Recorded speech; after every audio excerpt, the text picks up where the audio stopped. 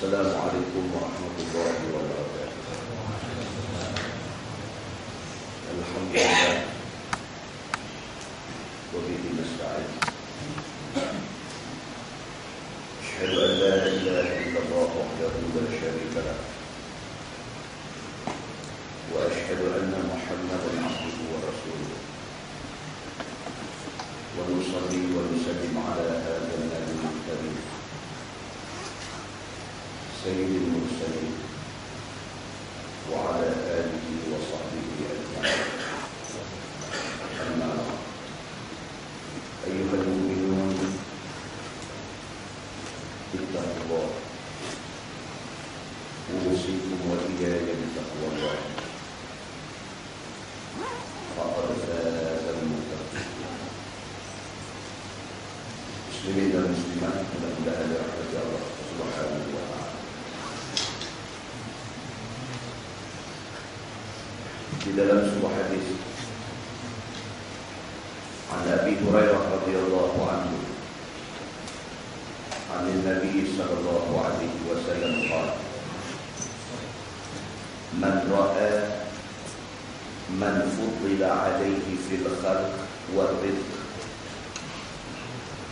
falyanzur ila man huwa asfala minhu fa innahu ajdar أن لا يزدري نعمة الله عليه أو كما قال hadis riwayat Imam At-Tirmidzi daripada Abi Hurairah radhiyallahu anhu. Nabi sallallahu alaihi wasallam bersabda, man ra'a man fuddila alaihi fil khalq wal rizq falyanzur ila man huwa asfala minhu. Nabi kata, barang siapa yang tengok orang yang lebih daripada dia dari segi rupa paras, segak dan juga rezeki kekayaan, falyanzur ila man huwa asfala minhu, maka hendaklah dia tengok orang yang kurang daripada dia. Nabi SAW bagi peringatan kepada kita dalam hidup kita ni, jangan selalu tengok orang lebih. Bukan tak boleh tengok orang lebih, tapi jangan selalu tengok orang yang lebih.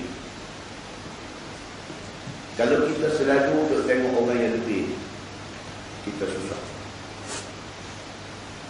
Kita tengok orang yang lebih dari segi rupa paras, segak, itu yang lebih buat botol. Nah, kalau tengok orang segak, kita pun dicucuk tanah, cucuk sini nak bagi segak. Bila tengok orang kaya, itu yang kita kadang-kadang hidup kita memuncak lalu meletak patah.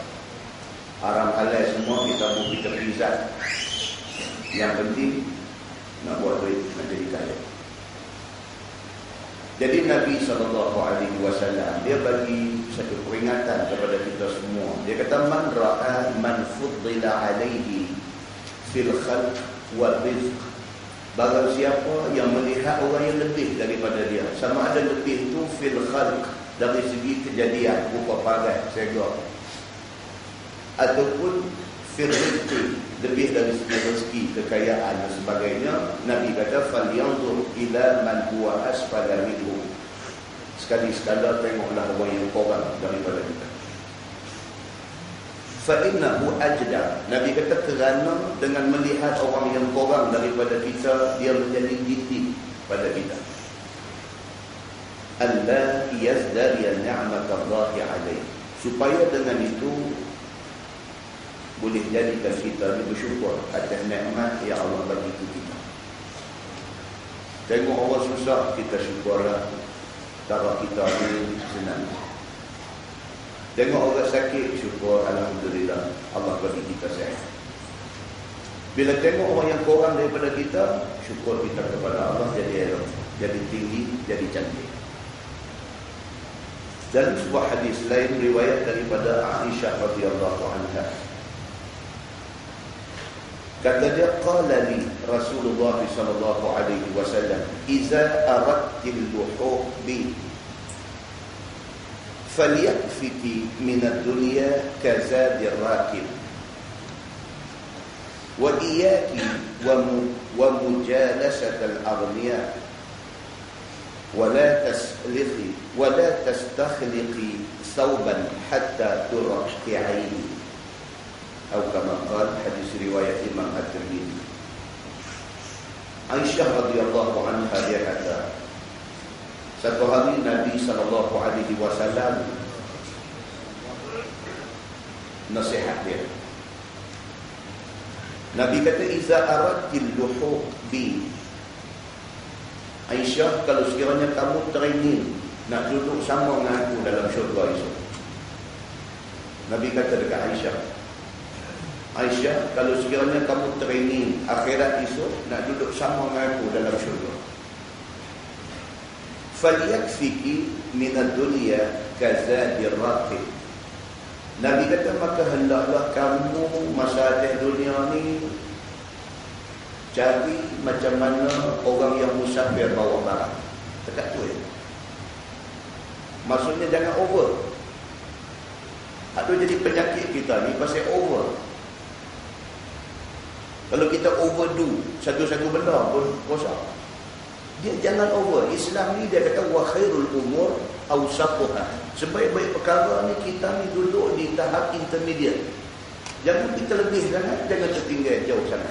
Kita ni bila pun intermediate.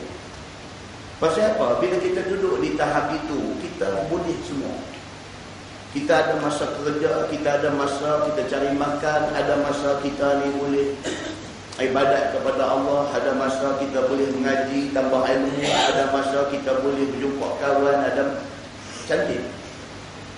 Bila kita terlebih, kita over, kita jadi rosak.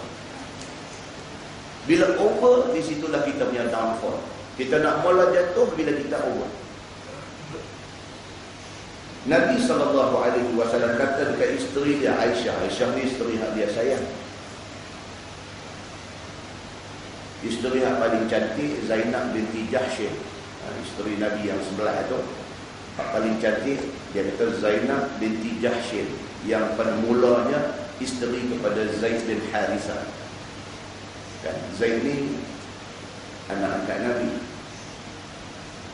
Bila Zaid bercerai dengan Zainab binti Jahshin, Nabi menikah dengan bekas isteri kepada anak angkat dia. Di sinilah munafik ambil peluang. Dia kata, tengok Muhammad, dia beritahu dekat orang tak boleh kahwin dengan menantu. Bila anak ceraikan perempuan tu, bekas menantu ni Pak Musa tak boleh kahwin. Tengok, dia ambil isteri Zaid bin Harithah buat isteri dia. Orang tak boleh, dia boleh. Ini sedap orientalis hantam Nabi.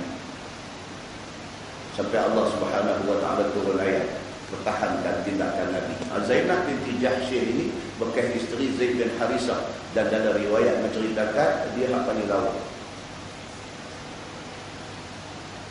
Nabi sayang Aisyah. Sampai masa Nabi SAW sakit, Nabi duk gilarkan di rumah isteri dia ni. Nabi doa, Nabi minta, ya Allah, kalau sekiranya nak habiskan umur aku, mintalah aku dihabiskan di rumah Aisyah. Sayang. Nabi pernah sebut dekat Allah, dia kata, ya Allah, aku cuba sedaya upaya berlaku adil. Aku boleh berlaku adil dari segi pemberian mata benda, tapi aku tak boleh berlaku adil dari segi kasih sayang. Kali nanti tak boleh. Kita ada anak 4 orang pun ada terlebih, ada kurang. Sayang semua, tapi ada seorang ada dia terlebih sikit. Pasal apa? Pasal benda tu dia very subjektif. Kita tak boleh nak kontrol dia, nak buat ni aku sayang semua seorang 1 kilo je. Tak boleh. Sayang ni dia tak boleh timbang, dia tak boleh suka, dia tak boleh. Dia subjektif. Maka Nabi menerima hakikat itu. Sayang Nabi kepada Aisyah ni sampai Nabi kata dekat dia, wahai Aisyah, kalau kamu ingin nak jumpa aku, nak duduk sama dengan aku di dalam syurga esok ni, falyakfiki minad dunya kazadir rakib.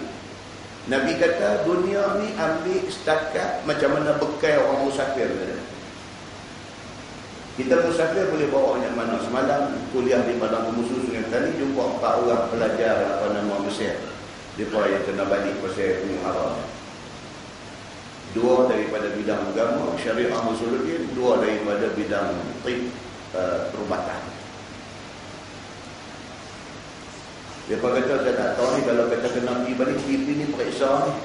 Saya kata balik habis kot semua kita 7 kilo ya seorang boleh bawa balik. Ini musafir. Dia dah limit dah, bawa seorang 7 kilo aja punya barang. Nak bawa apa 7 kilo, dia kata kitab biji pula berapa kilo dah. Nak habaq kata musafir ni tak boleh bawa banyak. Kita nak pergi Kuala Lumpur, tak kita nak sewa trailer bawa pergi barang kita. Kita pergi Kuala Lumpur ni bawa patut-patut dengan nak pergi Kuala Lumpur 2 hari. Maka Nabi buat bandingan kepada Aisyah, kalau nak duduk sama dengan aku dalam syurga esok, jangan terlebih. Jangan overdo. Jangan terlebih buat apa-apa benda. Dia kata bawa sekadar macam mana musafir bawa barang. Banyak tu aja dia kata. Wa iyaki wa mujalasat al-aghniya. Nabi kata wahai Aisyah, kamu kalau boleh jangan duduk sangat dengan orang kaya. Nabi kata dekat Aisyah, kalau boleh elakkan ataupun hindarkan diri daripada duk cari kawan orang kaya. Pasal apa tuan-tuan kita tak boleh sangat dengan orang kaya ni, tak boleh sangat pasal apa? Pasal kita dah tengok dia lebih. Kita pakai Myvi, dia pakai Persona. Kita pun nak beli Persona. Kita beli Persona, dia beli Perdana. Kita pun beli Perdana. Kita beli Perdana, dia beli Honda Accord. Kita beli Honda Accord. Kita beli Honda Accord, dia beli Audi. Kita beli Audi. Kita beli Audi, dia beli Mercedes. Kita beli Mercedes, dia beli Bentley. So kita nak sebut untuk akhirat. Kita tak dikata anak ligan kau boleh pakai Mercedes tu calak habis satu badan. Ini penyakitnya apabila kawan kita semua orang macam tu. Dia tidak mainlah penyakit ni, dia anti-mai. Kan kita jadi orang tua-tua, anak kita, menantu kita esok ni bukan semua, bukan buah satu tandan ni, bukan semua elok. Bila mai hari raya pakat balik, oh menantu ni bawa balik kereta BMW X5 parking penjuru rumah. Dia menantu ni bawa balik main Mercedes E-Class. Dia menantu ni bawa balik kawan naik Myvi ni nak tak tahu mana. Dia balik dulu, dia balik awal, dia dah parking dah di tempat dia awal, dia dah parking dah bawah Porsche, dia dah balik X5. Pak mentua kata ni, buah dah bisa nak ni. Dia ni nak buh diri dia tak mana. Benda ni benda yang berlaku hari-hari. Bukan mak mentua, pak mentua ni bukan nak hina dia, tapi dia jadi begitu. Dia jadi begitu lah pasal dunia. Nama kata dunia ni sukatan dia di situ. Balik awal dah nak raya lagi seminggu, dia balik dah besar hati ni nak balik tolong pergi nak bakar lemang, tolong apa ni. Jadi bila balik awal, orang lain tak balik lagi. X5 dengan Mercedes tak balik lagi. Jadi dia dapat bilik utama lah, bilik pengantin. Dia betul. Tapi bila X5 balik, mak mentua bisik dekat bini dia, kata ni apa pergi dong dekat ruang rumah ni boleh lah. Pasang kemah harapah je tidur. Bilik ni X5 balik lambat duduk. Benda-benda macam ni tu jadi. Benda-benda macam ni tu jadi. Jadi kerana ni lah kadang-kadang manusia ni duk jadi rosak kerana ni. Maka Nabi SAW pesan dekat Aisyah ni. Nabi kata, wahai Aisyah, kalau sekiranya kamu nak duduk dengan aku dalam syurga esok, tak sah sangat duk bercampur dengan orang-orang macam ni. Pasal apa kalau pergi bercampur, rosak kita. Nabi kata, wala tastakhliqi thawban hatta turq fi 'aihi. Nabi kata kalau tengok baju dah nampak lusuh, dah nampak buruk, jangan dandan buang. Nabi kata dekat Aisyah. Kalau perlu nak kena tampal, nak kena tampung, tak apa, tampal tampung, pakai lagi tak apa. Nabi ajar macam tu, jangan kufur nikmat. Kita dengan anak-anak kita duduk rumah kena ajar. Bila makan nasi bagi habis, licin pinggan tu. Bukan soalnya kita tak ada duit. Sampai beras 2-3 biji pun nak kira. Bukan macam tu. Tapi ini adab. Kita belajar syukur nikmat. Soal ada duit, soal hidup senang, itu soal lain. Soalnya kita kena jadi orang yang syukur nikmat. Makan nasi bagi habis. Dia kata tak larat dah ayah kenyang. Habis. Kata. Tak payahlah sebut macam dalam iklan tu. Sebiji beras ini seperti sebutir belum petani kabar ni. Tak payahlah, cuma ajak dia bagi habis. Makan bagi habis. Pasal apa tuan-tuan? Ni hadis yang kita baca ni, inilah pasal dia. Nabi SAW pesan dekat Aisyah supaya Aisyah jangan jadi orang yang kufur nikmat. Di dalam sebuah hadis daripada Abi Hurairah radhiyallahu anhu, kata dia, sami'a Rasulullah sallallahu alaihi wasallam yaqul, inna thalathatan fi bani Israil abras wa aqra wa a'ma. Bada lillahi azza wa jalla an yabtaliyahum. Fab'atha ilayhi malakan. Fa'ata al-abras faqala ayyu shay'in ahabbu ilayk? Qala lawnun hasan wa jildun hasan. قذرني الناس. قال النبي صلى الله عليه وسلم فمسح فذهب عنه فأعطي لونا حسنا وجلدا حسنا. فقال أي المال أحب إليك؟ قال الإبل. وأعطي ناقة عشراء فقال يبارك الله لك فيها. Hadis ni banyak. Nabi SAW cerita. Nabi kata zaman Bani Israel dulu ada satu kes berlaku. Ada 3 orang. Yang 3 orang ni Allah uji mereka dengan 3 macam benda tak elok. Hak seorang Allah bagi dia abras. Allah bagi dekat dia ni penyakit kusta. Hak seorang Allah bagi dekat dia akra. Akra maksudnya rambut ni tak tumbuh, kepala tak tumbuh rambut.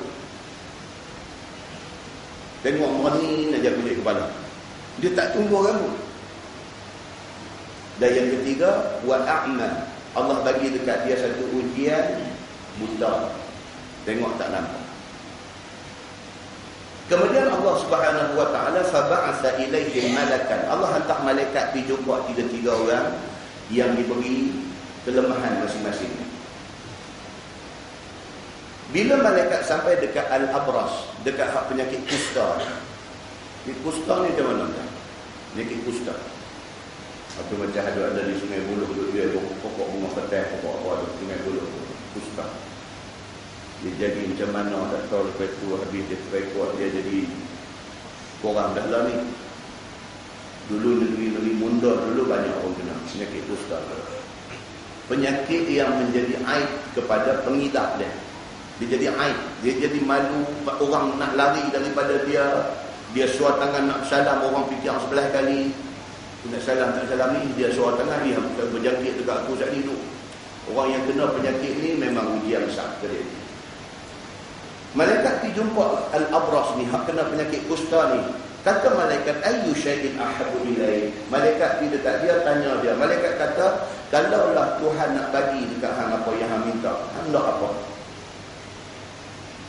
Dia tak tahu malaikat pergi atas rupa manusia. Ini hadis sahih riwayat Al-Bukhari. Tuan-tuan boleh rujuk dalam sahih Al-Bukhari.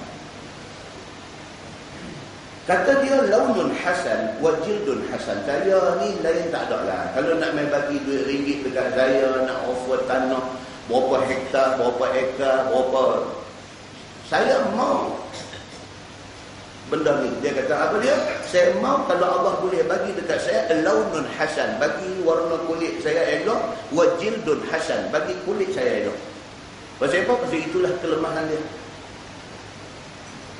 Saya nak yang ni, benda ni yang saya nak sangat yang tak ada ke saya ni. Waqad qadiran linnas. Dia kata orang lari daripada saya tadi.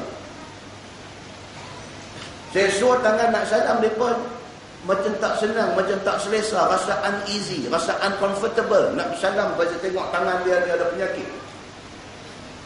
Saya rasa terhina, saya rasa saya minta kalau Tuhan bolehlah tolong saya, boleh bagi ke saya, bagi benda ni. Bagi kulit yang sihat, bagi warna kulit yang elok. Saya nak yang tu aja. Famasahah. Nabi kata malaikat pun pegang dekat kawasan apa penyakit ni, dia sapu je. Fazahaba anhu, hilang dandan penyakit. Ni Allah suruh malaikat pergi nak uji ni orang sakit ni. Dia uji sakit satu, ni nak uji lagi satu. Fa'u'tiya launan hasanan wa jildan hasanan. Sekelip mata dapat dia nak. Kulit dia elok, tak ada penyakit yang memalukan dia ni, sudah tak ada daripada dia. Faqala, kata malaikat dekat dia, ayyul mal ahabbu ilaik. Okey, lah ni kalau dah Tuhan nak bagi dekat hang satu harta, hang nak apa? Qala al-ibil. Dia kata kalau boleh bagi saya unta, saya nak bela unta. Dia tak minta kokek. Dia dah lepas dia kokek untung boleh dia la ilaha illallah. SMS duk masuk tanya pasal kokek ni. Tak tahu nak apa. SMS apa? MMS pula masuk main. Dia tanya kokek, kita tak jawab. Dia fikir-fikir ustaz tak tahu kokek ni. Dia hantar gambar pula main. Ini yang kata kokek ni. Dia kata menatang macam mana berapa puluh kilo dia besar ni, nak lagu, nak kata bewak pun tak, nak kata spesies ni kira spesies dinosaur lah. Tapi tak tahu apa dia punya fadilat dia, kira maka tu carilah ni. Maka lu kata dia sesat main rumah kita, telefon dia pakai serbu main tu tak tahu. Bani Israel ni dia tak minta kokek, dia minta al-ibil. Dia kata minta bagi mereka saya unta. Fa'u'tiya naqatan usyara, maka Allah Subhanahu wa taala bagi dekat dia naqah, unta. Unta ni dia nama macam-macam. Ada panggil naqah, dia ikut umur berapa panggil apa, umur berapa panggil apa. Dia ada panggil naqah, dia ada panggil jamal, dia ada panggil ibil. Dia macam-macam, dia ikut kategori umur. Maka Allah bagi dekat dia unta usyara, berpuluh-puluh. Daripada asyarah makna dia 10, usyara maksudnya berpuluh-puluh ekor unta. Allah sekali bagi dekat dia. Faqala yubaraku laka fiha. Malaikat kata dekat dia, mudah-mudahan dengan unta yang Allah bagi dekat hang ni, hang mendapat berkat daripada Allah.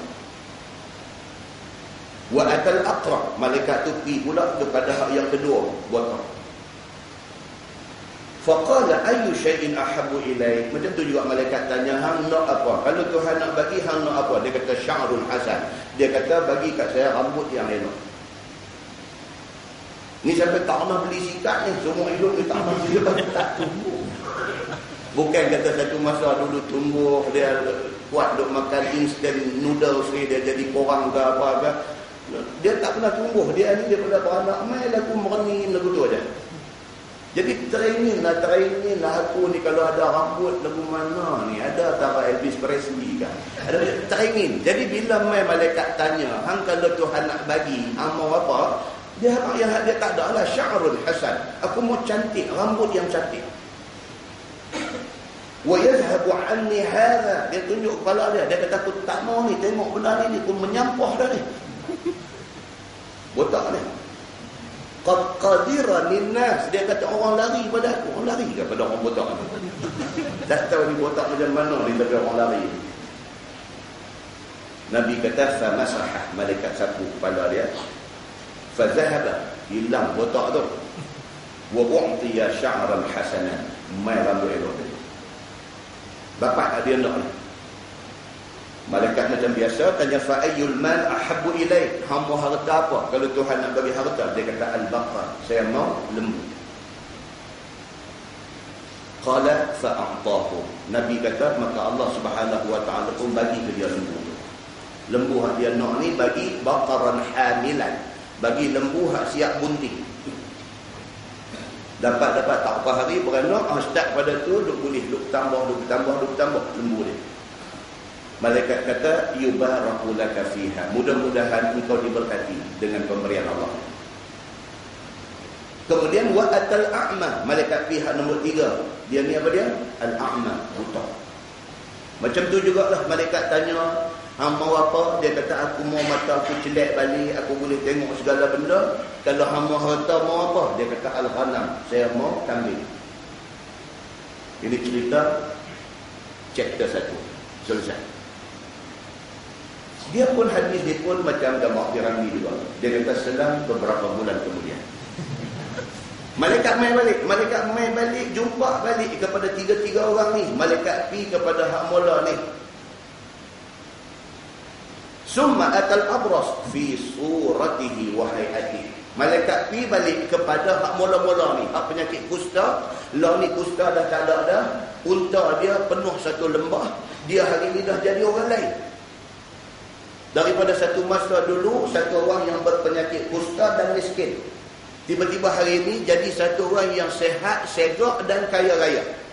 Malaikat pi balik dekat dia ni. Cuma kali ni malaikat pi fi suratihi wa hayatihi, atas rupa dia dulu. Malaikat pi atas rupa orang penyakit kusta. Malaikat pi atas rupa orang miskin. Pi jumpa macam mana dia dulu. Faqala, malaikat kata dekat dia, ana rajulun miskin. Malaikat kata aku orang miskin. Malaikat kata, wa taqatta'at bihi al-hibal fi safari. Aku musafir dalam satu perjalanan jauh, bekalan aku tiba-tiba terputus. Aku tak ada apa dalam poket lagi, habis. Bekalan semua dah habis. Fala balagha al-yawm illa billah. Ni aku boleh hidup sampai hari ini ni tak ada lain melainkan Allah saja nak bantu aku. Kalau kira akal, kalau nak kira kematilah dia dah. Dengan perjalanan jauh padang pasir ni, dengan perjalanan jauh, dengan apa pun tak ada dalam tangan, nak makan nak minum pun tak ada, duit ringgit nak beli di mana apa pun tak ada ni. Tapi atas bantuan Allah aku hidup sampai lah ni. Summa bika as'aluk, aku nak minta tolong dengan billazi a'taka al-lawn al-hasan wa bil jild al-hasan.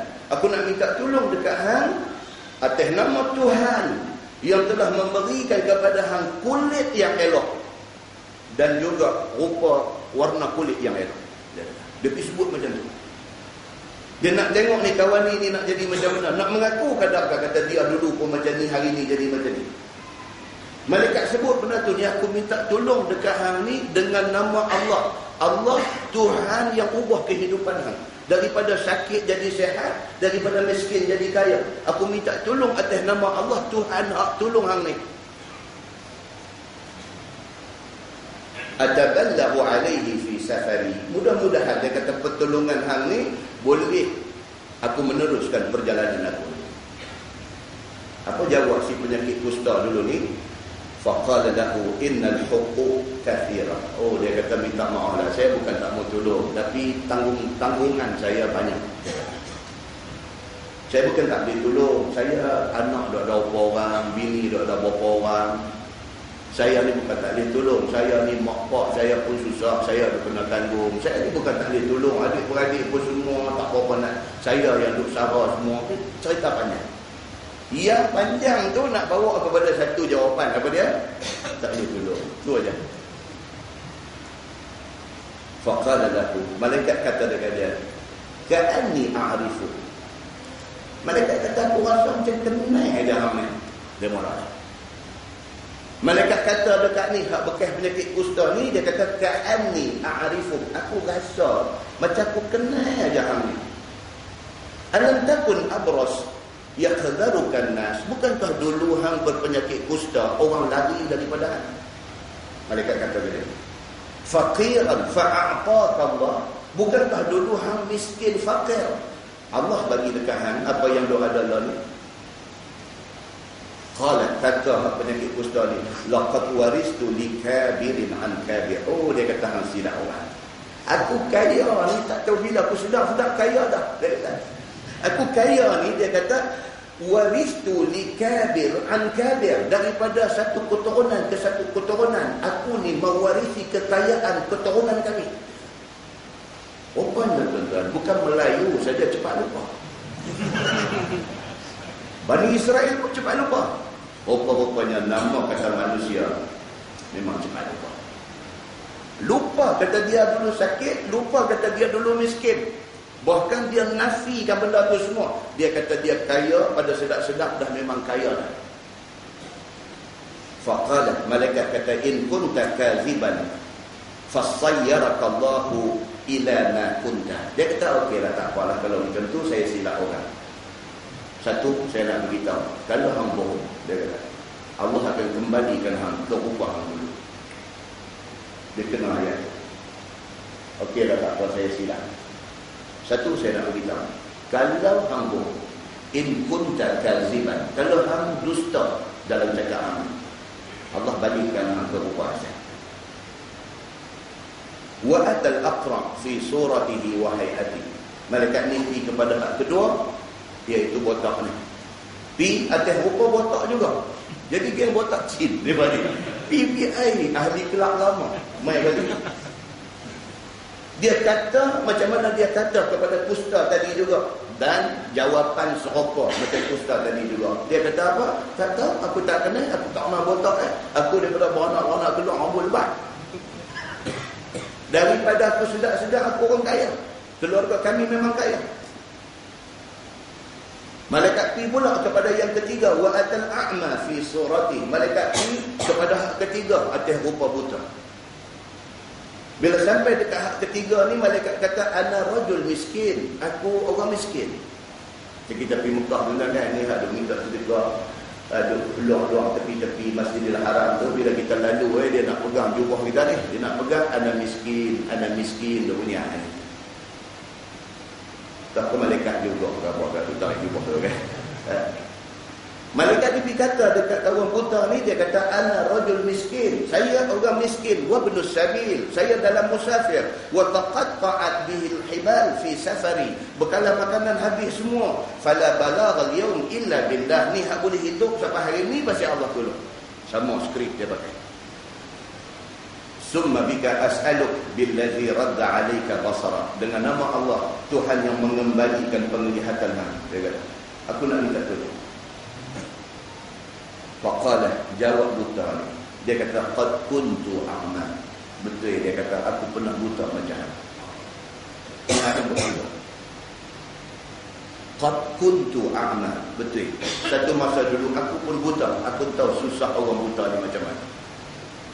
Faradallahu basari, Allah kembalikan penglihatan. Jujur dia ni, aku buta, aku tahu orang buta susah macam mana, Allah bagi balik penglihatan kepada aku.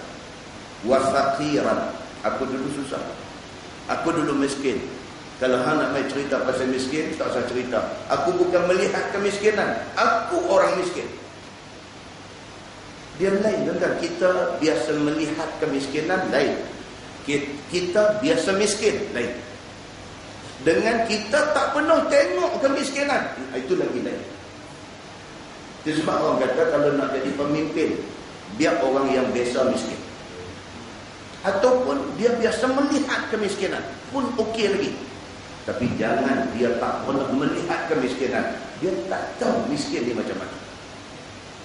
Imam Syafi'i kata apa? Imam Syafi'i kata, kalau nak belajar ilmu, sebelum kamu jadi pemimpin, sebelum kamu jadi kaya. Kalau kita nak belajar lah, kalau kita nak ada ilmu, kalau kita nak cari bekal, nak membetul diri dan keluarga, sebelum jadi pemimpin, sebelum jadi kaya. Pasal apa? Pasal bila jadi pemimpin, tak ada lah nak main cerita ni, tak ada lah, tak ada. Dengar setahun 2-3 kali je Maulidur Rasul, dengar sekali, itu pun masih majlis rasmi. Sibuk ke samping tu lebih daripada nak dengar ni. Tuan-tuan ni radio rekam ni. Ni ada radio rekam ni, balik je balik lah mana dengar rekam. Tapi betul tak betul ada yang kata, itu persoalannya. Betul tak betul? Pasal Imam Syafi'i kata, Imam Syafi'i pernah pergi jadi satu pemimpin mazhab besar. Dia tahu tentang benda ni. Bila duduk di bangku tu, tak ada. Dia banyak alasan dah. Takdan satu, yang kedua takut orang minta derma satu, yang ketiga takut orang minta tolong satu. Pemimpin. Maka Imam Syafi'i dia faham benda ni. Dia kata kalau nak belajar, nak apa-apa sebelum kita jadi pemimpin, sebelum jadi kaya. Bila dah duduk kedudukan tu, kita nak mencemar kita punya rasa kehormatan diri ni susah lah. Nak turun main duduk berimpit-rimpit, nak bersila lenguh kaki, nak sembahyang dalam sah, nak rapat, baru ni kita berasa bukan jijik dengan orang, tapi berasa macam pasal kaya. Orang nak rapat dengan kita pun kita lagu buat muka, lagu macam tak sungguh, tak seronok, tak. Kita dah jadi macam tu. Pasal apa? Keadaan itu mengubah kita. Bukan dia nak ubah diri dia, tapi keadaan itu mengubah dia secara dia tak sedar. Macam kita ada baca cerita apa?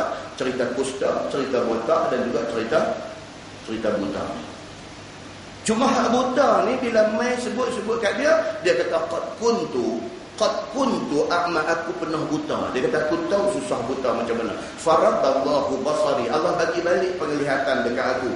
Wa faqiran, aku pernah susah, Allah bagi aku senang pada hari ini. Faqad aghnani, Allah bagi aku kaya sikit pada hari ini. Fakhudh ma syi'ta, dia kata dekat malaikat ni, ambillah apa yang hamba yang aku ada. Apa yang hamba ambil, dia kata. Takat mana yang hamba ambil. Fawallahi, dia kata demi Allah, la ajhaduka al-yawm bi syai'in akhadhta lillah. Aku tak akan halang hang nak ambil selagi mana hang nak ambil ni kerana Allah. Kalau kerana hang susah, hang nak minta tolong aku, ambil, hang nak ambil banyak mana. Kalau kerana selagi mana hang minta ni kerana Allah, ambil. Dia kata. Ni hak buta ni kata dia betul. Faqala, kata malaikat dekat dia, amsik malak. Malaikat kata no. Hartahan hang simpan. Hartahan hang simpan. Allah, macam betul-betul lah mak ayah kita ni, dia mahu kan harta kita ni? Dia tak mahu harta kita, dia bukan mahu harta kita. Kita je duk ingat macam-macam orang tua ni nak minta duit kita, orang tua ni kita je duk ingat, dia bukan mahu harta kita.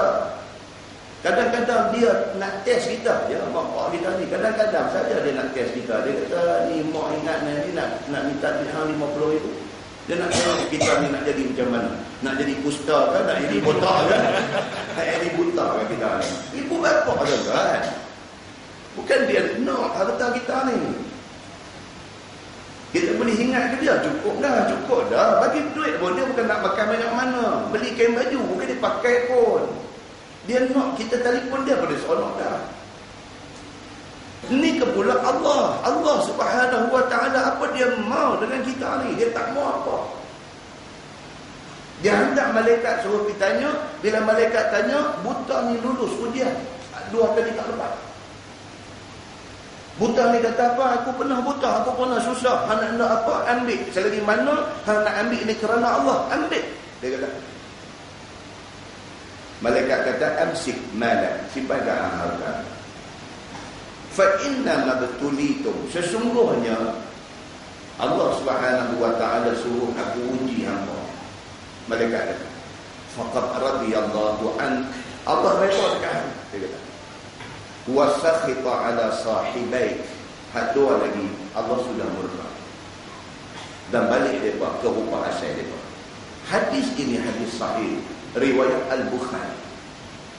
Nampak tuan, satu benda yang pernah jadi satu ketika dulu, ila zaman Bani Israel. Nabi Allah bagi tahu ke dia benda dah jadi ni, cerita ke kita untuk dijadikan apa? Teladan, untuk dijadikan pedoman kita. Jangan kita jadi macam yang telah jadi kepada 3 orang Bani Israel ni, dan jadilah macam orang hak ketiga ni, hak buta ni. Jangan jadi macam 2, jadi macam hak ketiga ni, bersyukur atas apa yang Allah bagi ke kita. Mudah-mudahan mukadimah itu memberi manfaat kepada kita semua, insya-Allah. Kita tuan-tuan, kalau kita tengok balik ada satu hadis. Ada satu hadis daripada Nabi SAW yang Nabi cerita tentang satu sahabat yang bernama Uqbah bin Amir. Satu hari Uqbah bin Amir ni dia duduk dengan Nabi. Tiba-tiba Nabi bagi dekat dia satu benda suruh dia buat. Nabi kata kat dia, man qama iza istaqallat syamsu fatawadda fa ahsana wudu summa qama fa shalla rak'atain ghufira lahu khatayahu fa kana kama waladathu ummu. Banyak tu dia Nabi kata kat dia. Nabi kata dekat Uqbah bin Amir, sahabat ni. Nabi kata dekat dia, kalau sekiranya hang boleh buat qailulah. Qailulah ni apa? Tidur saat sebelum zuhur. Itu dia panggil qailulah. Kalau hang boleh buat benda ni, Nabi kata sebelum zuhur, dalam 15 minit, 20 minit sebelum zuhur tu satu lap tidur saat. Bangsa dah ni kata rest mata. Rest mata saat. 15-20 minutes. Ambil satu break. Bila orang azan bangkit, fatawadda, ayat sembahyang, fa ahsana al-wudu, ambil ayat sembahyang elok-elok. Summa qama fa shalla rak'atain, sembahyang qabla zuhur 2 rakaat. Nabi kata. Kalau boleh buat yang tu, Nabi kata. Tidur saat sebelum zuhur, ambil ayat sembahyang bagi elok-elok, qabla zuhur 2 rakaat. Kalau boleh buat saat benda macam ni, buat. Nabi kata apa? Ghufira lahu khatayahu. Allah janji, Allah akan ampun dosa kesalahan dia. Fakana kama waladathu ummuh. Dia bersih macam orang yang baru keluar daripada perut mak. Ulama hadis kata apa? Bersih dari dosa kecil. Dosa besar dia kena taubat dia. Dia bersih daripada dosa rincik-rincik ni. Macam-macam dosa. Dia bersih daripada dosa. Tapi kalau dia hantar mengerok sampai terpeh dorong, nanti dia jadi penyakit lain pula. Dia kata qailulah, sikit aja. Di kita main MRSM Kepala Badan ni, intake, dia kata satu baru ni, dia panggil intake ulul albab. Budak yang masuk ni, target form 1 sampai form 3. By form 3, kalau boleh, dia khatam 30 juzuk Quran, hafal. Selain daripada pelajaran yang budak lain ambil, dia ambil. Kalau tak boleh, tak mana boleh. So pilot project yang buat dah di MRSM yang berbuah dulu ni, ada yang dapat 15 juzuk, paling tinggi berapa? 20 juzuk. Di satu MRSM 20 juzuk dapat form 3. Kan? Ustaz dia ada mengajar ni bulan kuliah lepas ada main, dia beritahu, dia kata dia apa? Silibuskan qailulah ni. MRSM punya ulul albab ni, dia silibuskan, masukkan di dalam jadual wajib. 15-20 minutes before zuhur, budak-budak pergi disuruh just satu lap tidur nak tunggu azan zuhur. Pasal apa? Pasal ini sunnah Nabi satu. Nabi suruh pula buat dua. Nabi habaq pula kalau buat ganjaran dia apa? 3. Maknanya benda ni tak tahu apa. Saya ada terbaca satu artikel, satu saintis di US buat kajian tentang qailulah ni, tentang kajian tidur saat ni. Saya tak ingat saya ada simpan ke tak benda tu, artikel tu. Tuan-tuan boleh balik search internet. Okey kaki benda ni. Jadi yang projek ulul albab dalam MRSM ni, mereka ambil kira benda ni, mereka masukkan slot ni qailulah sebelum zuhur. Uqbah bin Amir, apabila Nabi habaq dekat dia, you try buat benda ni. Qala Uqbah, kata Uqbah ni apa dia? Dia kata alhamdulillahillazi razaqani an asma'a hadha min Rasulillah sallallahu alaihi wasallam. Uqbah kata apa? Dia kata alhamdulillah, segala puji bagi Allah allazi razaqani, yang bagi rezeki kepada aku, an asma'a hadha min Rasulillah. Aku dapat dengar ni daripada Nabi sallallahu alaihi wasallam. Kita ni kenal macam tu. Duduk main kuliah, duduk mengaji ni, ada satu input baru, satu ilmu baru, satu knowledge baru yang kita tak tahu sebelum ni. Kerana main ni kita tahu. Hak tu kita kena kata alhamdulillah, segala puji bagi Allah. Satu benda yang aku tak tahu, aku tahu malam ni. Uqbah bin Amir dapat yang tu. Nabi kata qailulah, kemudian berwudu bagi elok, qabla zuhur 2 rakaat. Hang boleh buat yang ni, Allah ampun dosa-dosa kecil hang jadi macam budak baru beranak daripada perut mak. Hadis ini hadis riwayat Imam Ahmad bin Hanbal di dalam Musnad Imam Ahmad. Ini tujuan kita mengaji kita, bukan ada apa. Tujuan dia nak tambah diri, pengetahuan kita, dan nak mempertingkatkan amal kita. Mudah-mudahan kita lebih baik di sisi Allah. Nah, kita sambung Bahrul Mazi jilid 3. Bahrul Mazid jilid 3 muka surat 115. Tajuk bab fi salah inda taubah. Itu bab yang datang pada menyatakan sembahyang pada waktu bertaubat. Bila kita duduk saja-saja dan teringat kali dosa, kesalahan, salah silap kita kepada macam-macam orang ni, kita kena bertaubat kepada Allah. Nabi istighfar berapa kali dalam sehari? Satu riwayat kata 70, satu riwayat 22 sahih, satu riwayat kata 100 kali. Nabi sehari 100 kali astagfirullahalazim. Astagfirullahalazim. Maksudnya minta, ya Allah, aku minta ampun kepadamu, Tuhan yang Maha Besar. Dia tambah pula malam ni apa dia? Dia kata nak cantik ni, nak bertaubat ni diiringi dengan sembahyang 2 rakaat. Ketahuilah saudaraku, bermula taubat yang amat sempurna itu ialah taubat yang diperbuat sembahyang dahulu. Sebelum kita nak bertaubat, nak istighfar, nak minta ampun, nak jatuh air mata, mengenangkan dosa dan sebagainya, sembahyang dulu kita. Maka misalnya satu orang mempunyai kesalahan pada satu raja besar, maka berhajat dia minta ampun kepada raja itu kerana nak menghapuskan murka raja itu. Maka ia pun mulalah membersihkan anggotanya, mandi, bersuci, menjauhkan diri daripada busuk hancing dan memberi diri ceria, berseri. Kemudian memakai ia dengan pakaian bersih yang nampak rupa pakaian itu membesarkan dan memtakzimkan raja besar itu. Contoh, kita ada masalah dengan kita punya superior, dengan bos kita. Kita nak pergi jumpa dia, nak say sorry ni, takkan pergi celapak pergi dengan cari time yang sesuai. Kita pergi dengan rupa yang sesuai. Kita approach dia dengan cara yang sesuai. Adab nak minta maaf ni. Kalau dengan manusia, sama manusia pun kita ambil kira benda-benda macam ni, ni ke pula dengan Allah Subhanahu wa ta'ala. Dia kata astagfirullahalazim gitu je pun boleh, tapi nampak tak apa cantik. Dia kata logiknya di situ. Logiknya apa? Kita start dengan macam ni, bersihkan diri, apa yang semayang semua, bagi cantik ni nak minta ampun dekat Tuhan ni.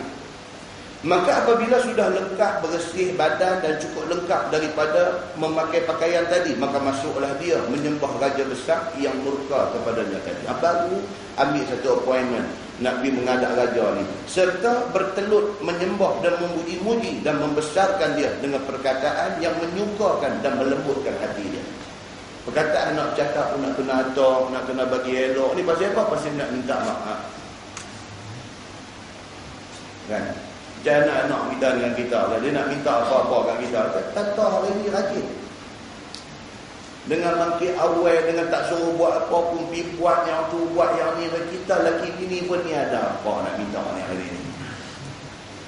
Selalu tak macam ni. Hari ni kira tak ada suruh apa. Cari apa benda boleh buat dalam rumah ni buat. Kita ni orang tertua ni kan. Tengok ni ada. Tapi lepas semua dah malam lepas sembahyang Isyak, satu macam yang main rapat dengan kita. Dia kata, ayah ni ingat, kalau ayah boleh lepas down payment beli kereta tu, tu lah yang rajin tu, yang tu yang rajin tu.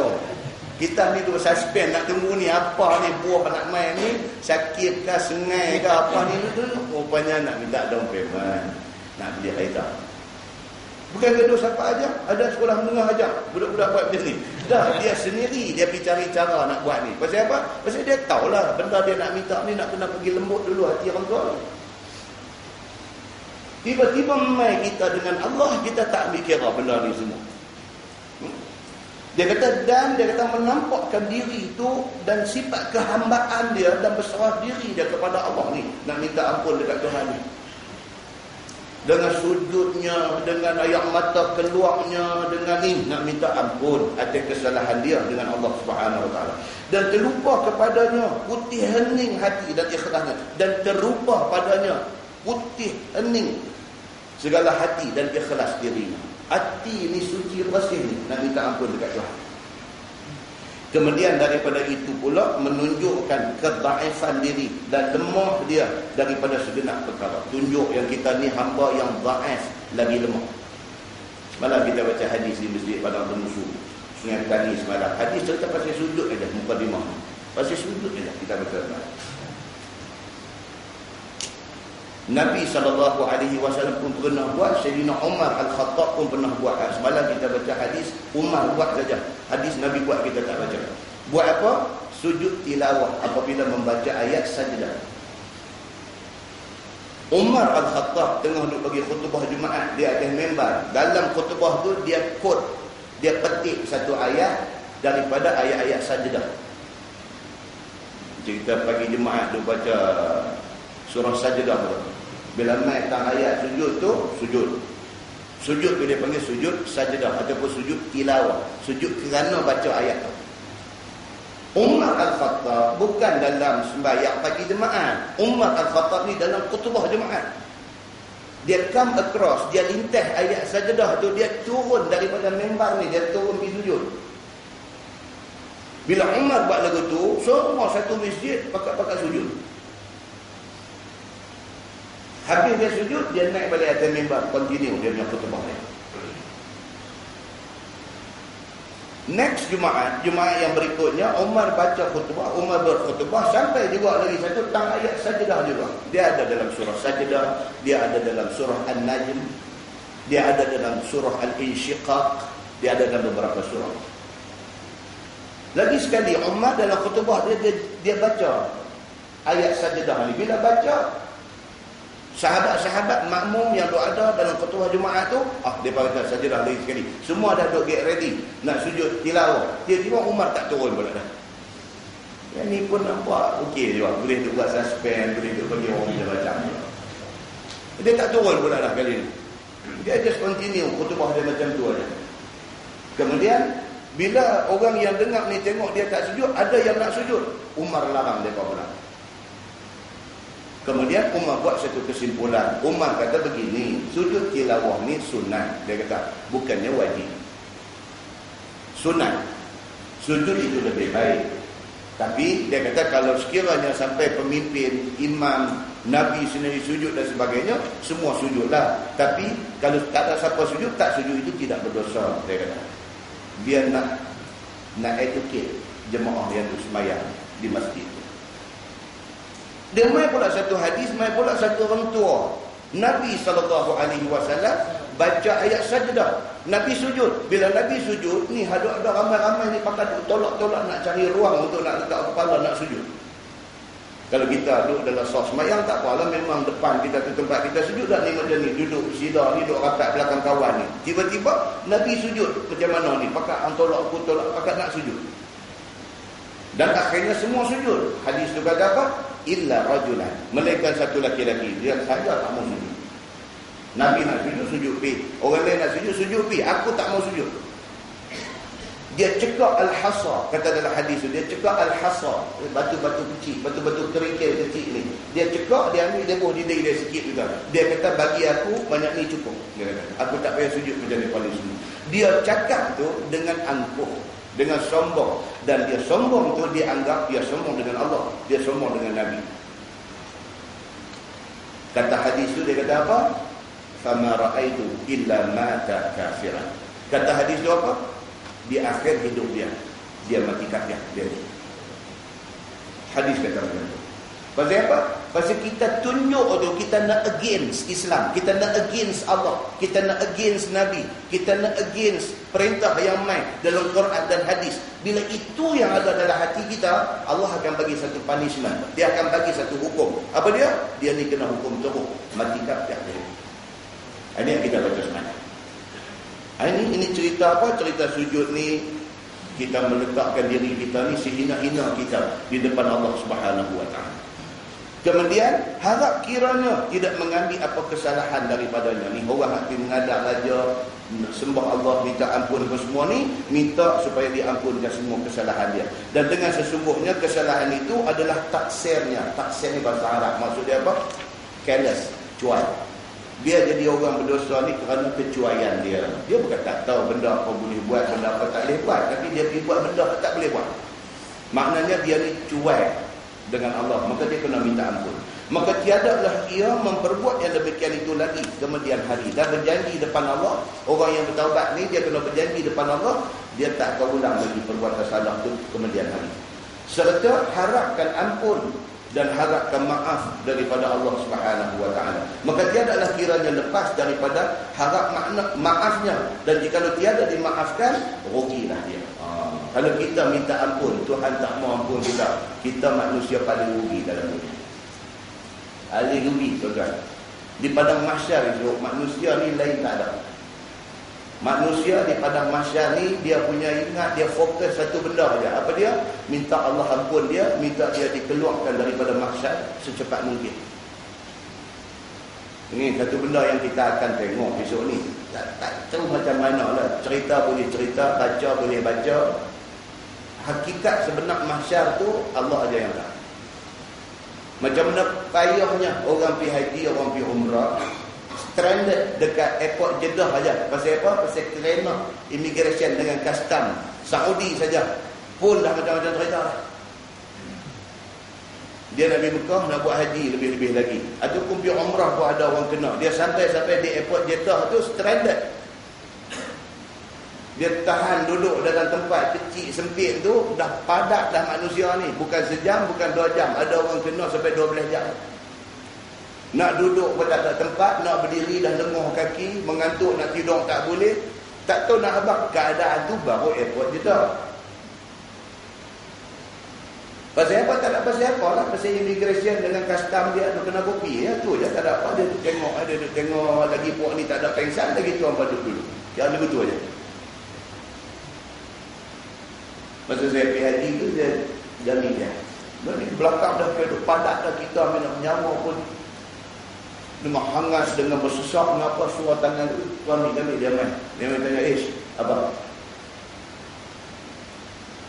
siapa abang? Kata anak ni Malaysia. Dan Malaysia, anda kalim Arabi? Yang boleh cakap Arab? Kita kata kalim Syuraya, insyaAllah. Boleh lah sikit-sikit buka pintu, berdiri dulu. Pasal boleh harap sikit. Panggil masuk.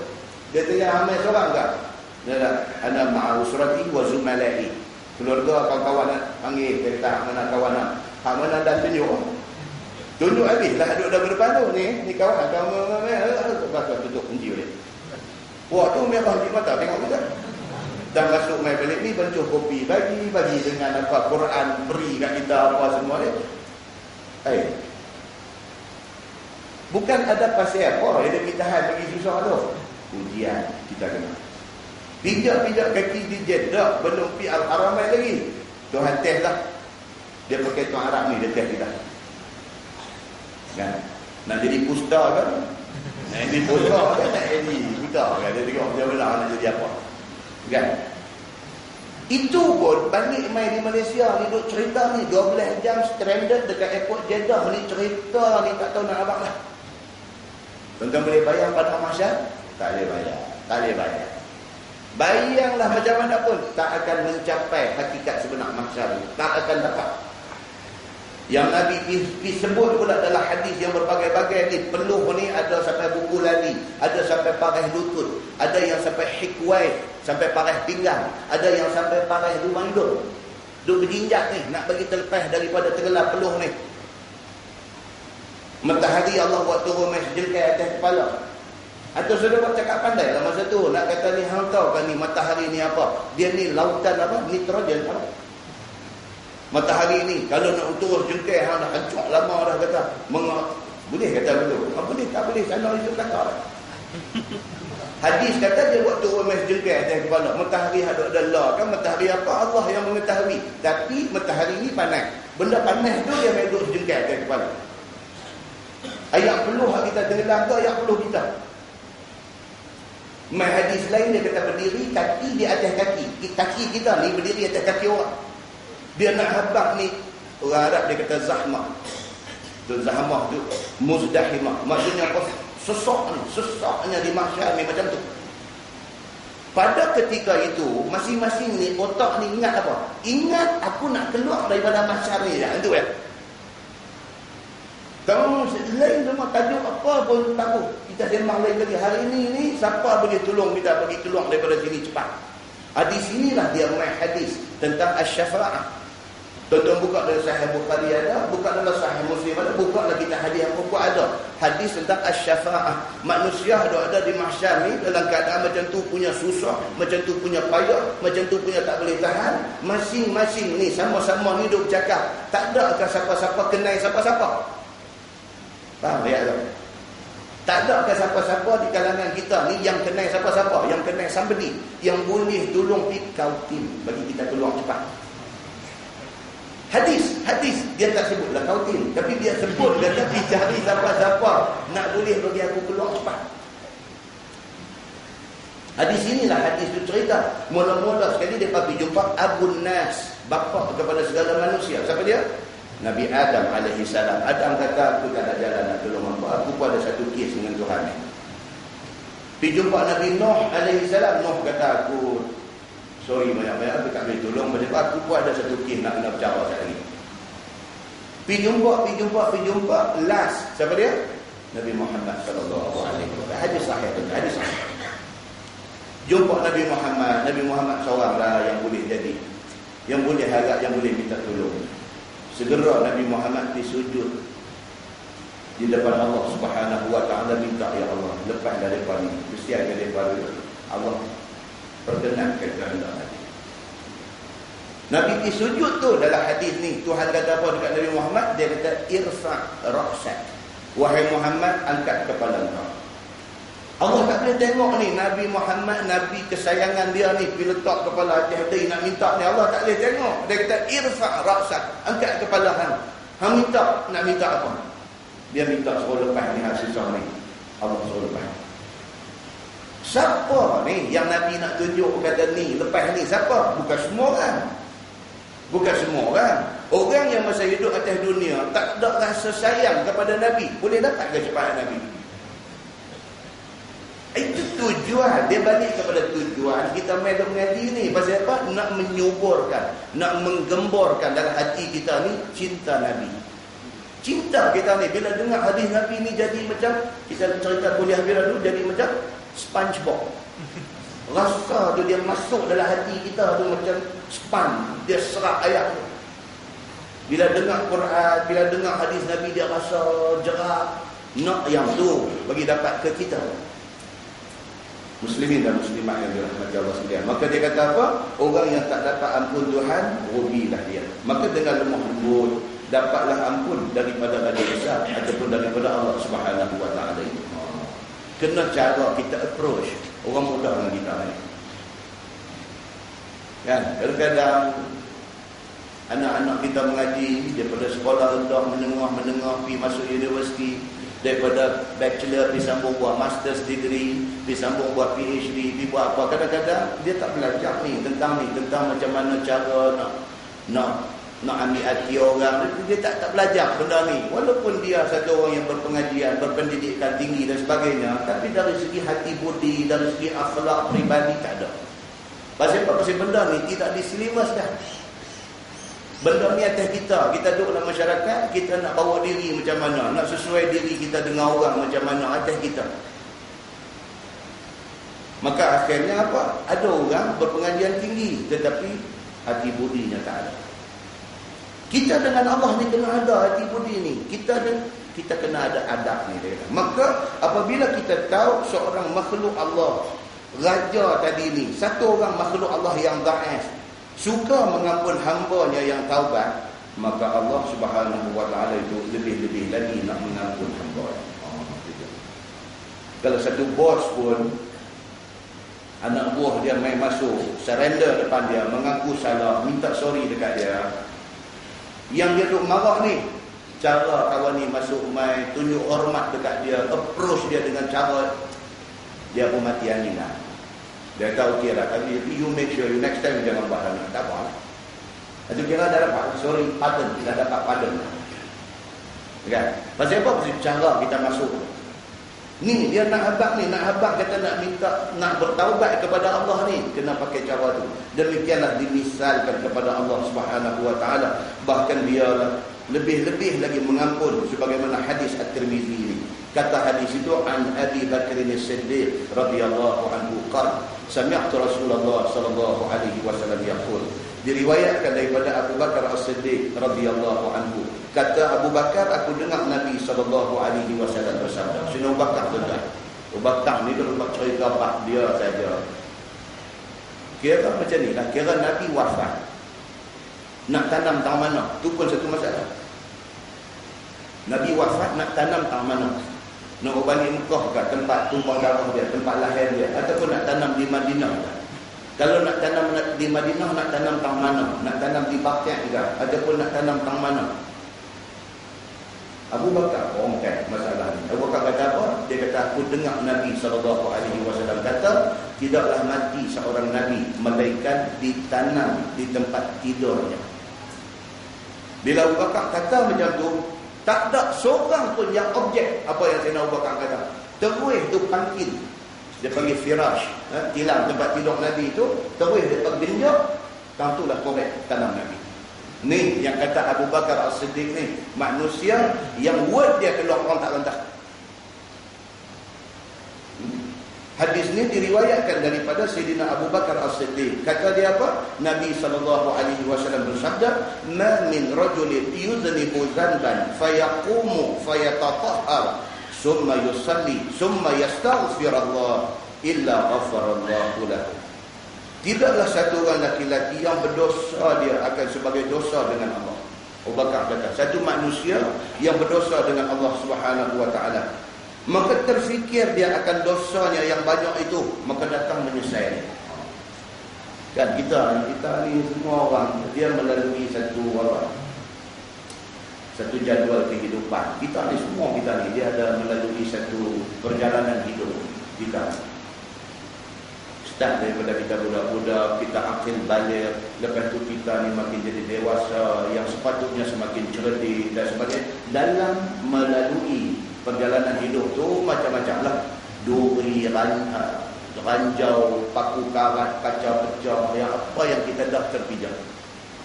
Yang kita dah terpijak, sama ada terpijak ataupun kita sengaja pijak kepada.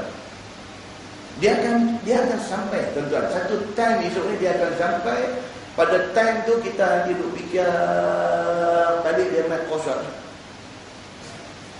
Masa kita tengah cergas, tengah kuat, tengah apa, kita ada buat benda tak elok. Misalnya, kita pernah diamanahkan satu pos dalam satu jawatan, dalam satu organisasi dan sebagainya, kita misuse kita punya pos kita untuk nak buat untung diri sendiri. Misalnya, ramai-ramai kita ni masing-masing pengalaman dulu. Kita misuse, kita abuse amanah yang diberikan kepada kita. Benda tu salah dari si orang. Senang dekat kita kata kita rasuah. Senang dekat dulu. Kita rasuah. Atas permulaan duit rasuah tu lah hari ni kita jadi senang lenang kaya raya. Dia main time lah kita kata tadi ni. Dia main time tu. Dia main time kita duduk main masjid, kita duduk dengar Quran, duduk dengar hadis, dia main kacau. Balik rumah, tengok rumah kita, tengok kereta kita masuk banking apa online, tengok duit fixed deposit kita, tengok saving account kita, tengok dia main sakit. Mesti mana nak buat ini semua duit tak elok dulu. Dia ingat kalau nak buang semua pun nak jadi apa. Kan? Kalau nak gagal, buat lupa, nak buat tak tahu, aku tahu. Fikir balik pergi haji hari itu pun pergi duit ni dua orang. Mana nak buat ni? Nak pergi tanya ustaz, malu. Tak tanya pun, lu garu kena bego cakap dia. Satu time, dia akan main. Dan benda ni main tanpa diundang. Kita tak panggil main benda ni, tapi dia main. Dia jadi macam satu gangguan dekat kita. Dia main, dia macam mana nyamuk ni. Kita nak tidur, dia duduk ni. Bagi reset sampai kita pun nak nyawa tak boleh, nak termuntah kita ni sekali duduk bagi reset, baru 10 minit bunyi pula. Macam tu dia kacau kita. So paling cantiknya apa? Tumpang awal ni tak usah involve dengan benda-benda macam ni. Paling cantik daripada awal. Jangan teringin dengan benda salah ni. Pasal apa? Pasal dia akan menghantui kita sampai mati. Kalau dah terbuat dulu ni, taubat kepada Allah Subhanahu wa taala. Taubat kepada Allah, Allah Subhanahu wa taala tahu keikhlasan taubat kita terus mana, mudah-mudahan dia ampuni kita. Tu dia baik sangka dengan dia. Maka apabila dia ingat dosa-dosa ni, datanglah menyesal dia. Lalu dia pun bangun, pergi menuju air. Maka bersuci dia, mandi dia, mengambil wuduk dia akan sebagai wuduk yang sempurna. Kemudian bangun dia, sembahyang sunat pula akan sebagai sembahyang yang sempurna ikhlasnya.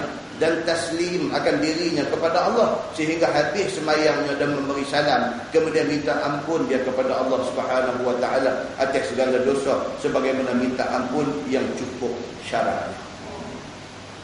Dan demai macam tu, cerita dia ni tak ada ayat sembahyang, ambil pergi elok, pakai elok, nampak sejadah sembahyang, minta kepada Tuhan, minta Tuhan ampun kita.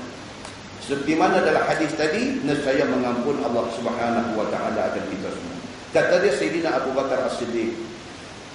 Kemudian daripada sudah Nabi SAW berkata yang demikian itu, seolah-olah bersabda dia, adalah aku berkata yang demikian itu bukanlah daripada fikir aku sendiri. Bahkan Allah Subhanahu wa taala berfirman dalam Quran, summa tala hadhihi al-ayah. Kemudian membaca Nabi sallallahu alaihi wasallam akan ayat ini menjadi dalil baginya, iaitu firman Allah, walladzina idza fa'alu fahishatan aw zalamu anfusahum dzakarullah ila akhir ayat. Nabi selepas dia habaq ni hampa kalau dah buat salah, dah terbuat salah dan sebagainya, minta ampun dekat Tuhan. Cara nak minta ampun ni, Nabi habaq macam ni. Apa dia? Ambil ayat sembahyang, bersihkan diri, ambil ayat sembahyang sunat 2 rakaat, minta ampun kepada Allah Taala. Lepas dah Nabi habaq macam tu, Nabi kata ni bukan aku cakap ikut akal aku. Ini Allah yang sebut dalam Quran. Maka Nabi SAW sebut ayat walladzina idza fa'alu fahishatan. Apabila satu orang itu ada buat benda keji, benda jahat, benda tak elok, aw zalamu anfusahum, ataupun dia buat zalim kepada diri dia sendiri. Zalim diri sendiri itu maksud apa? Dia tahu kata salah, dia pergi buat juga. Dengan kerana dia buat tu, esok dia kena azab. Dia zalim diri dia. Dia punya pasal, dia kena azab esok ni. Dia zalim diri dia sendiri. Zakarullah, ketika itu dia ingat kepada Allah Subhanahu wa taala, maka segeralah minta ampun kepada Allah Subhanahu wa taala. Dia kata seperti mana orang yang apabila membuat kerja jahat, membusuk seperti zina dan sebarang apa dosa besar, ataupun menganiayai mereka itu akan diri mereka dengan membuat dosa kecil, macam-macam. Dia kata diri dia buat ke orang dan sebagainya, seperti memandang perempuan yang ajnabi dengan syahwat ataupun menyentuhnya, dia sampai tahap tu. Dia pergi buat benda-benda berdosa ni. Ataupun mengucuk perempuan yang ajnabi dan sebagainya. Apabila memperbuat sahaja yang demikian itu, maka ingatlah mereka itu akan Allah Subhanahu wa taala, yakni akan balasan dosa, dan ingatkan hukum dera yang jadi daripada dosa itu, maka dia minta ampun akan segala dosanya itu kepada Allah Subhanahu wa taala. Maka dibaca oleh Nabi sallallahu alaihi wasallam, fastaghfaru li dzunubihim wa man yaghfiru dzunuba illa Allah. Maka minta ampunlah oleh kamu akan dosa kamu dengan Tuhan kamu. Firman Allah, tiadalah yang mengampun akan segala dosa melainkan Allah Subhanahu wa taala. Ni kelebihan kita umat Nabi Muhammad. Kita buat dosa, Allah tunggu nak ampun kita. Tuan-tuan baca dalam hadis, dia kata apa? Dia kata Allah buka tangan. Dia kata Allah membukakan tangan dia menunggu taubat orang yang berdosa di siang hari. Allah tunggu dia bertaubat di malam hari. Dan Allah tunggu orang yang berdosa malam hari untuk nak bertaubat di siang hari. Maksud dia apa? Sepanjang masa Allah tunggu dia. Allah tunggu kita minta ampun ke dia. Kita tak minta ampun ke dia. Firman Allah, walam yusirru ala ma fa'alu wa hum ya'lamun. Padahal tiada mengekali mereka itu atas barang yang diperbuatnya itu daripada dosa. Bila kita dah bertaubat, jangan kekal berbuat dosa itu. Padahal mereka tahu akan busuknya dan akan tegahnya perbuatan itu. Kata At-Tirmizi, dan pada bab ini ada riwayat daripada Ibni Mas'ud dan Abi Darda dan juga Anas dan Abi Umamah dan Muaz dan Wa'ilah dan juga Abi Yasar Katanya dan bermula ini hadis hasan.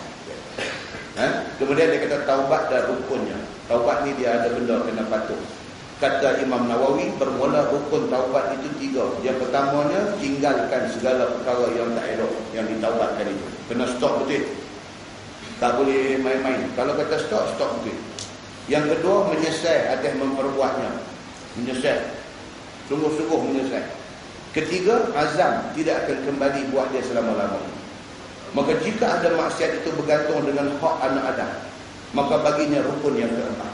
Kalau kita, dosa kita ni sangkut mawar, dia kena tambah lagi satu syarat dia. Apa dia? Iaitu minta halal daripada yang demikian itu oleh tuan punyanya. Kita ada pergi ambil barang dia, tak bagi balik, kita hutang dia, tak bayar ke kita, apa buat naya korang. Kena pergi minta kat dia. Minta halal, minta sorry dekat dia.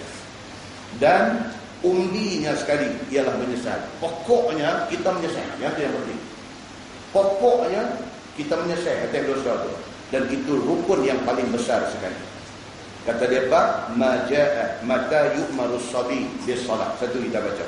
Itu bab yang datang pada menyatakan suruh budak-budak sembahyang. Bila kita nak suruh anak kita sembahyang?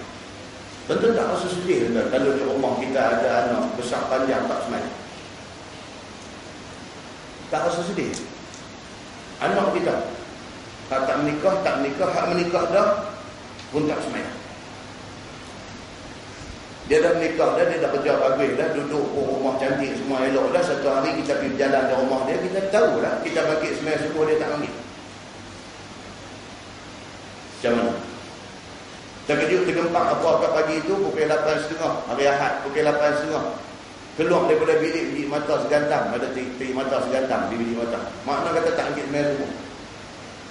Bangga kalau kita jadi ibu bapa, anak berjaya dalam hidup, tapi macam ni keadaan akhirat. Bangga kalau kita. Sedap kalau kita nak pergi bercakap ke orang, kata anak kita hari ni berjaya, hidup senang. Sedap kalau keluar di mulut kita kalam tu. Sedangkan hakikatnya kita tahu dia agama dia macam mana. Makan diri kan? Dia makan diri. Depan orang kita boleh bercakap, kata anak kita bagus, tapi dalam anak-anak duduk jalan. Duk semua perut ni dengan anak ni mana kita tengok dia, kita tahu dia semayang ke tak, ayam muka dia kita kenal. Kenal ke tuan? Ayam muka tu kita tengok kenal, semayang ke tak semayang muka ni, kita tengok kenal. Kita tengok aja dia send satu mesej mai dekat kita, budak ni tak semayang budak ni. Dia hantar mai satu mesej dekat hati kita tu, bukan boleh tahan tu. Dia macam SMS lah.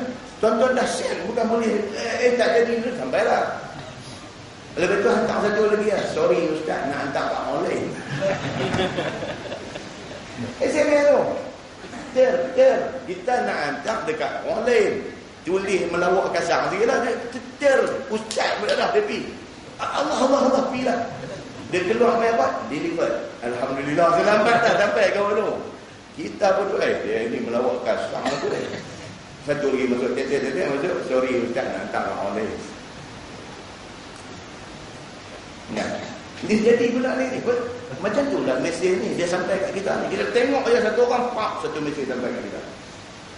Betul tak betul Allah Ta'ala lebih tahu. Tapi sikit sebanyak dengan pengalaman hidup kita, dengan umur kita, dengan pergaulan kita, dengan apa kita ni, mesej tu 90% betul.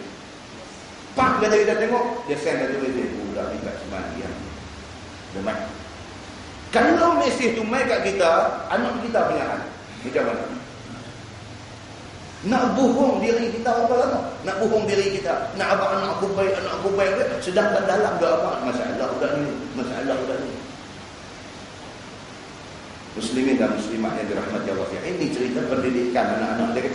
Dia kata mata yu'maru sabi bis salat. Bila kita nak suruh anak kita ni sembahyang, ketahuilah saudaraku, adalah kanak-kanak itu wajib atas walinya suruh dia sembahyang. Kewajipan tu atas siapa? Kita lah. Wali ini maksudnya pelindung, pemelihara, penjaga dia, kita.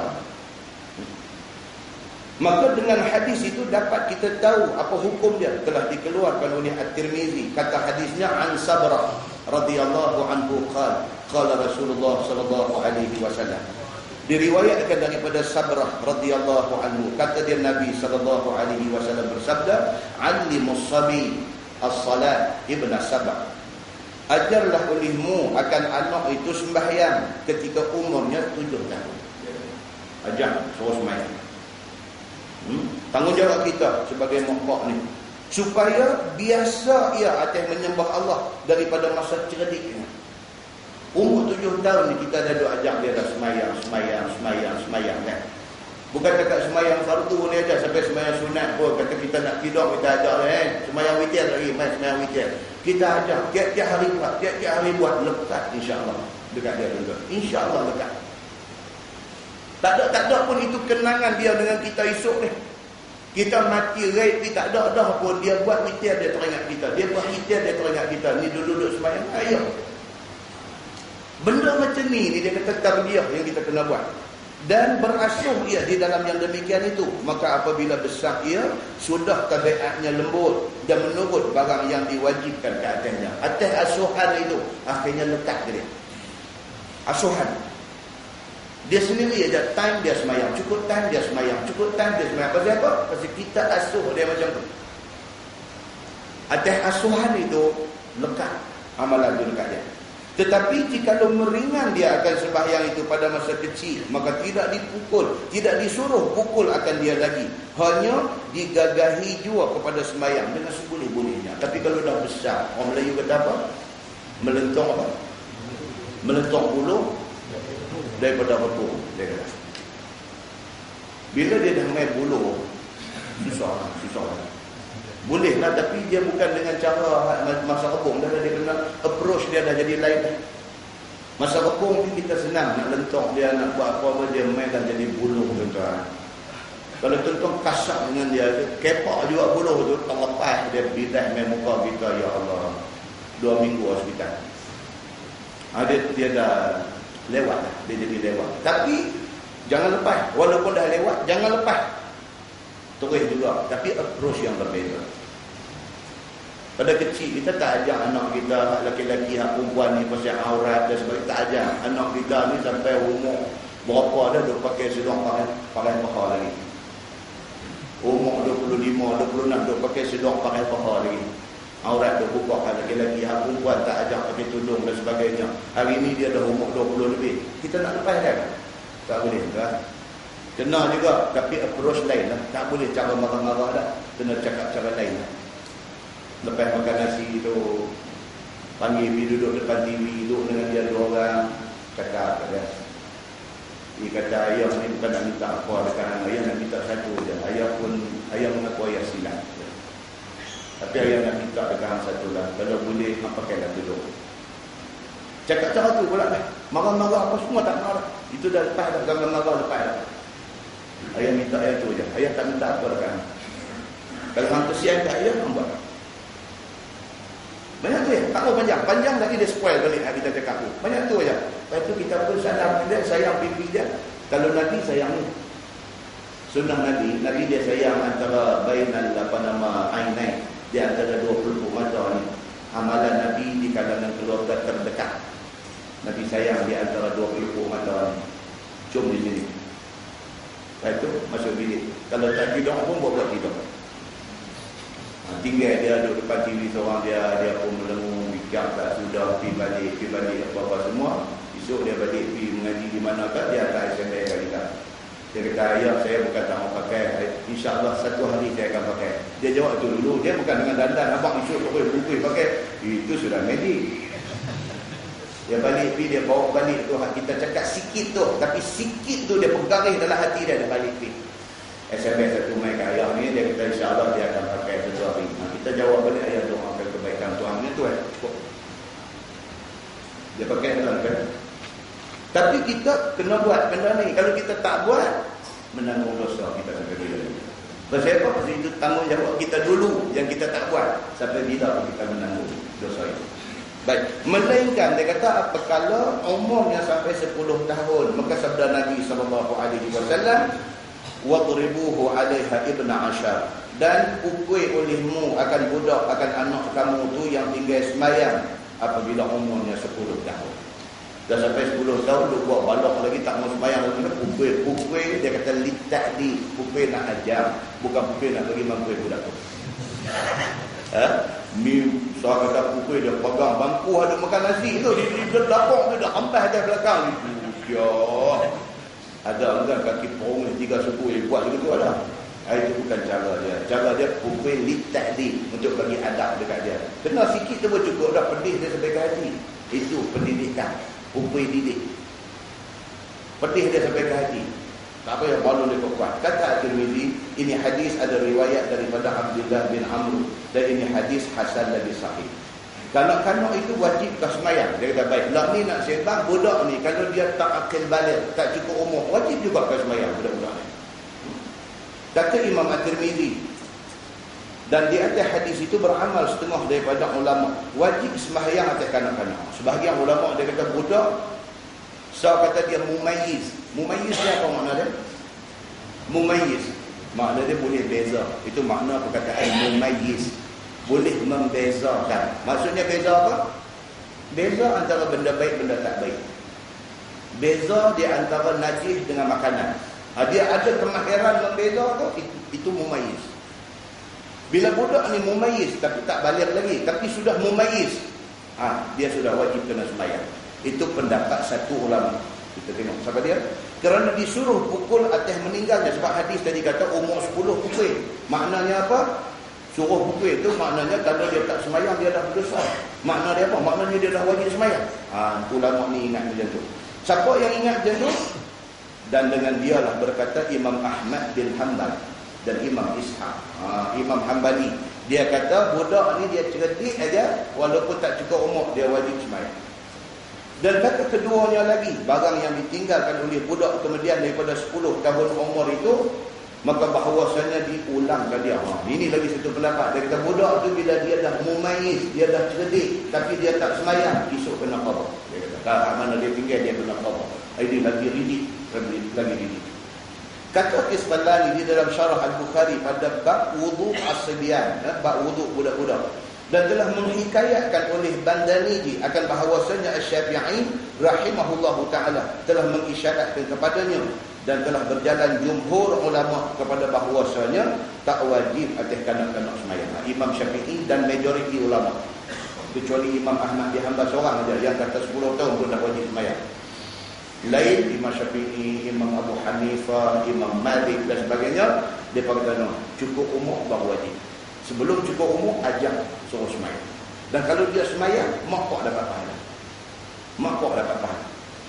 Melainkan telah balik dia, jumhur kata. Dan berkata mereka itu, bermula disuruh pukul itu kerana nak membiasakan dia sembah Allah. Bukan kerana nak abang kata sudah wajib. Tapi nak ajak dia, suruh dia sembah Allah. Nah, Allah. Lepas ni kita masuk fi rajul yuhdithu ba'da tasyahud. Tak boleh masuk lagi tajuk ni. Tajuk dia apa? Cerita takdan garisan penamat sudah berlaku kebocoran. Dia semayang dah tu tahiyat akhir dah. Takdan nak fil alamin innaka hamidum majid tu takdan. Tembak. Batal semayang. Baik, apa cerita sebenar-benar dalam bab ni? Boleh ke tak boleh? Dianggap kata sah. Pasal dia dah sampai ke apa orang kata masa-masa kecederaan. Maka bagi sah juga kat dia. Boleh ke tak boleh macam tu? Ada tak ulama yang kata boleh? Ada satu. Yang kedua, boleh tak sah baca tu tahiyat tu? Pasal apa ni senak perut ni, dia bukan senak dah, dia memulai. Dalam perut ni dia dah main memulai macam mana untuk kaca ada maskat tu. Dia perlu pusing macam tu. Sekira-kira kalau nak baca juga at-tahiyatul mubarakah, bukan kata keluar angin dia boleh keluar macam-macam dah. Boleh tak boleh dalam keadaan emergency, darurat macam tu, terus bagi salam dia, tak payah baca tahiyat. Boleh tak boleh? Kalau kata boleh, siapa kata boleh? Dia akan main perbincangan. Dia ada ulama kata boleh. Ada ulama siapa yang kata boleh? Itu tajuk akan datang. Kemudian dia main fi apa? Ma jaa idza kana al-matar fa as-salat fi ar-rihal. Ini satu keringanan yang agama bagi. Dia kata apabila datangnya al-matar, hujan. Apabila datangnya hujan, kita boleh sembahyang di rumah. Maksudnya dalam kes biasa, dia suruh kita sembahyang di masjid, di surau. Kalau hujan, itu penguzuran. Dan adakah keringanan itu dilebarkan sampai kepada sembahyang Jumaat. Hari Jumaat hujan lebat. Kalau kita tak pergi sembahyang Jumaat, kita sembahyang Zuhur di rumah, boleh tak boleh? Zuhur kita sah ke tak?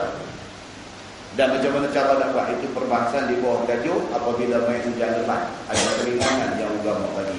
Keringanan yang macam mana yang dia bagi.